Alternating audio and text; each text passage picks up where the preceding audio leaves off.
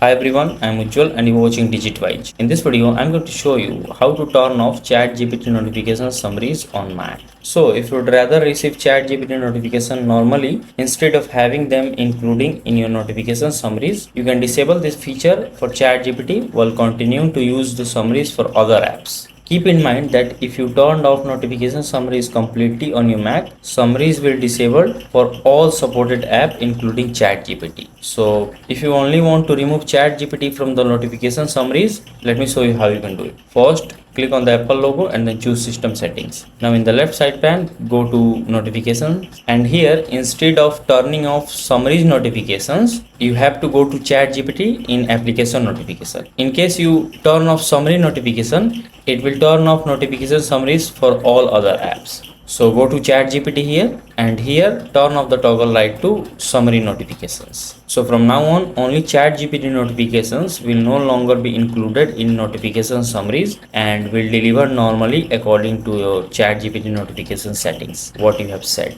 So that's it. If this video helps you in any way, then do like it and subscribe to the channel. Thanks for watching.